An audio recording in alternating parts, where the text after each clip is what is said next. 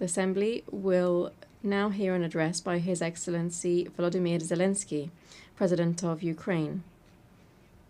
I request protocol to escort His Excellency and invite him to address the Assembly.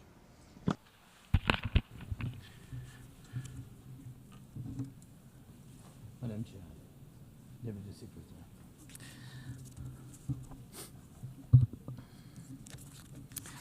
Dear leaders, dear friends, and all those who can become our friends, because you want safety and peace just as much as we do. Today, no one but ourselves can guarantee security. Only strong alliances, only strong partners, and only our own weapons.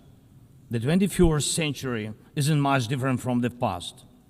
If a nation wants peace, it still has to work on weapons. It's sick. But that's the reality. Not international law, not cooperation. Weapons decide who survives.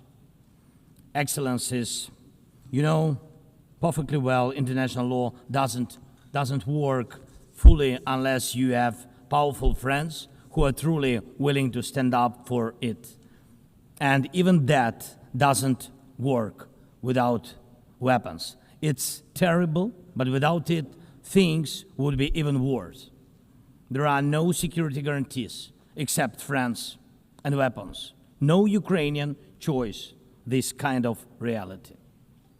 And knowing our people, they would have chosen a different priority. Ukrainians are peaceful people, but they are people who want to live freely in their own independent country. That's why we invest in defense. For many nations, there is simply no other way left. Nations can speak about their pain from stages like this, but even during bloodshed, there isn't a single international institution that can truly stop it. That's how weak these institutions have become.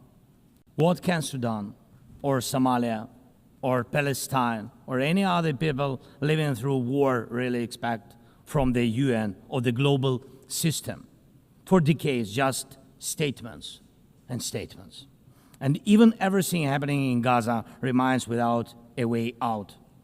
Even now, Syria, after all the changes, still has to appeal to the world to ease the sanctions that are choking its economy. It has to ask and wait. Syria deserves stronger support from the international community. And as Russia's war against my country goes on, people are still dying every week. Yet there is no ceasefire because Russia refuses. Russia abducted thousands of Ukrainian children, and we have brought some of them back. And I thank everyone who's helped.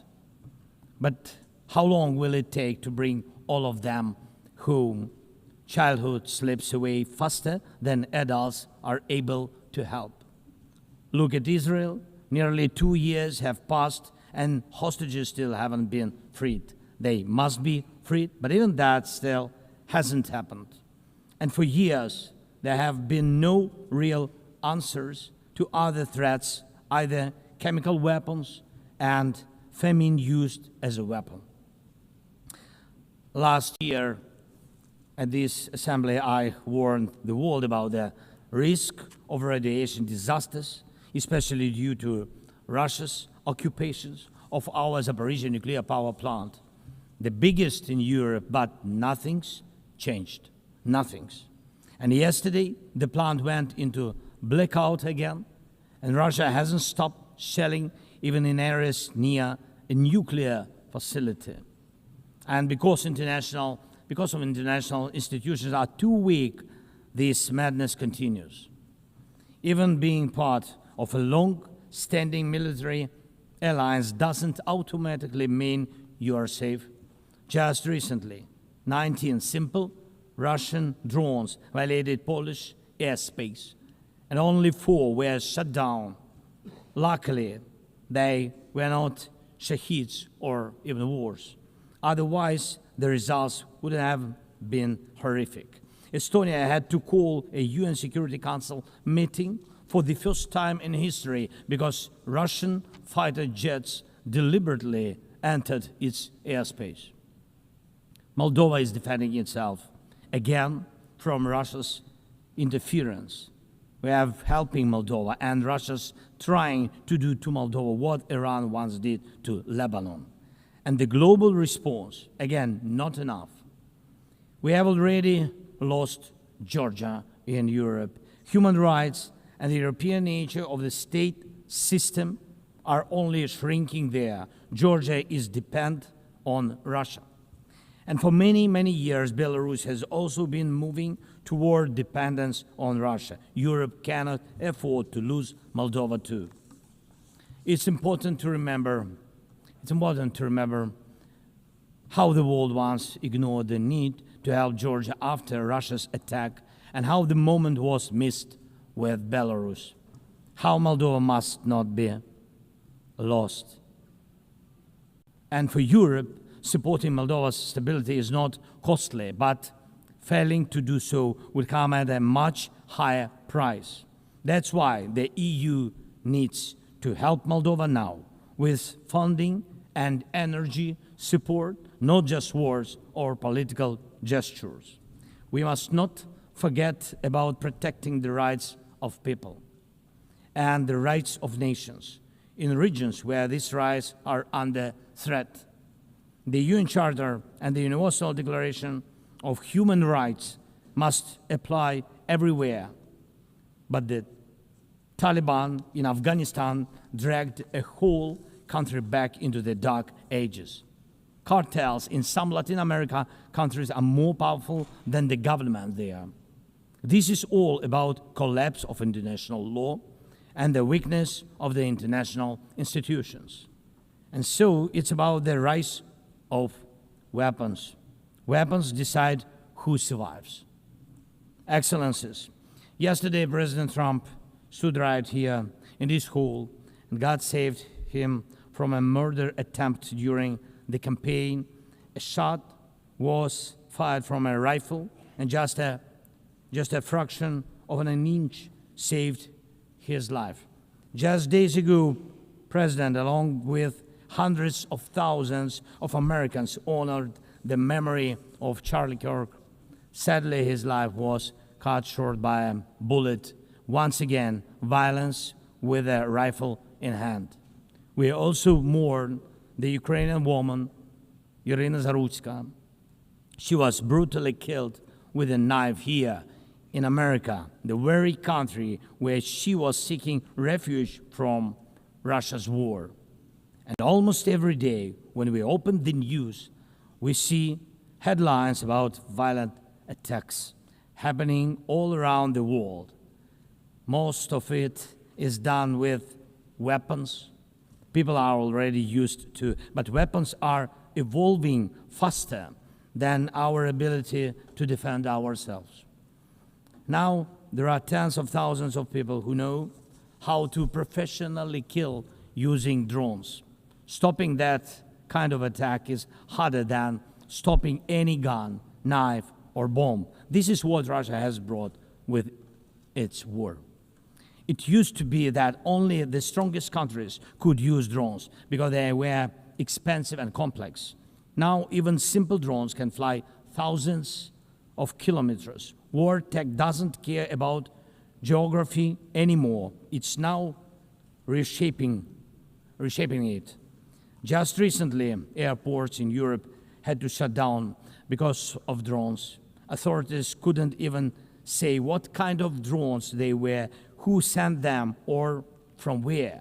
Last week, North Korea announced the test of a tactical strike drone. That means even countries with limited resources can now build weapons that are dangerous to their neighbors. Ukraine and nations like Saudi Arabia know all too well how dangerous Iranian attack drones are. But what happens when all the types of drones become available, even to small terrorist groups or cartels? The world moves too slowly to protect itself, and weapons move fast. Now companies are already working on drones that can shoot down other drones, and it's only a matter of time, not much, before drones are fighting drones, attacking critical infrastructure and targeting people all by themselves, fully autonomous and no human involved, except the few who control AI systems. Dear leaders, we are now living through the most destructive arms race in human history, because this time includes artificial intelligence. And if there are no real security guarantees except friends and weapons, and if the world can't respond even to old threats, and if there is no strong platform for international security, will there be any place left on Earth that's still safe for people? We need global rules now for how AI can be used in weapons, and this is just as urgent as preventing the spread of nuclear weapons. We need to restore international cooperation, real working cooperation for peace and for security. A few years from now might already be too late. 10 years ago, war looked different, and no one imagined that cheap drones could create dead zones, areas stretching for dozens of kilometers where nothing moves, no vehicles, no life. People used to imagine that only after a nuclear strike. Now it's drawn reality. Mass-produced, simple drones, and without AI yet. Ukraine doesn't have the big fat missiles dictators love to show off in parades, but we do have drones that can fly up to 2,000-3,000 kilometers. We had no choice but to build them to protect our right to life. Control over the sea used to depend on having a big navy. Ukraine doesn't have a big fleet, but we succeeded. In the Black Sea, we pushed what's left of the Russian navy into remote base. And we did it with sea drones. That's how we protect our ports and maritime trade routes, because Russia has left us no other choice. And our spiderweb operation, when cheap drones destroyed or damaged dozens of expensive Russian strategic bombers, became a real example for special forces around the world of what new weapons can do to old systems. These very Russian bombers attacked our cities. And none of this would have happened if Putin had not started this full-scale aggression, full-scale war. And every year that this war goes on, weapons become even more deadly. And only Russia deserves to be blamed for this. Dear leaders, to protect lives, Ukraine builds underground schools and underground hospitals. To protect lives, we have to spend more on protecting power stations from drone and missile attacks than on building sports facilities or cultural infrastructure. Ukrainian farmers are learning how to protect their equipment from Russia's FPV drone strikes, and for them, that challenge is far greater than climate change. Russia's war has put us in this situation, but do you have protection against similar threats? The facts are simple. Stopping this war now, and with it, the global arms race, is cheaper than building underground kindergartens or massive bunkers for critical infrastructure later. Stopping Putin now is cheaper than trying to protect every port and every ship from terrorists with sea drones. Stopping Russia now is cheaper than wondering who will be the first to create a simple drone carrying a nuclear warhead. So we must use everything we have together to force the aggressor to stop. And only then do we have a real chance that this arms race will not end in catastrophe for all of us. If it takes weapons to do it, if it takes pressure on Russia, then it must be done. And it must be done now.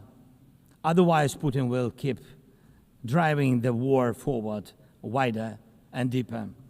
And we told you before, Ukraine is only the first, and now Russian drones are already flying across Europe, and Russian operations are already spreading across countries, and Putin wants to continue this war by expanding it, and no one can feel safe right now. So first, we are now building a new security architecture for ourselves. More than 30 countries are already part of our coalition, and we are strengthening army, launching joint weapons production with partners, and defining financial commitments for defense in a way that could become a security model for any other nation. If security guarantees work for Ukraine, something more than just friends and weapons, it will mean that people were able to make national security not a privilege for a few nations, but a right for everyone. Second, we are ready to make our modern weapons become your modern security, your modern weapon. And we have decided to open up arms exports. And these are powerful systems tested in a real war when every international institution failed. And we are also ready to grow our defense production together with strong partners so that their protection is modern and reliable. You don't need to start this race from scratch. We're ready to share what has already proven itself in real defense. And third, many in the world are still relaxed. Still. But look at how many countries are here at this General Assembly, countries that are at war, or just came out of war, or are trying to stop one, or openly getting ready for one. War has already reached too many people to pretend it has nothing to do with you. So it depends on you. Whether you help peace or continue trading with Russia and helping Russia to fund this war, it depends on you. Whether prisoners of war will be freed, whether abducted children will come home, whether hostages will be free. It depends on you what will define existence, war like now, or our joint strong actions as it should be. Yesterday we had a good meeting with President Trump, and I also spoke with many other strong leaders, and together we can change a lot. Of course, we are doing everything to make sure Europe truly helps. And of course, we count on the United States. I appreciate the support we are receiving. Yes, much depends on the G7 and G20, but in the end, peace depends on all of us, on the United Nations. So don't stay silent while Russia keeps dragging this war on. Please speak out and condemn it. Please join us in defending life and international law and order. People are waiting for action. Thank you so much. Slava Ukraini.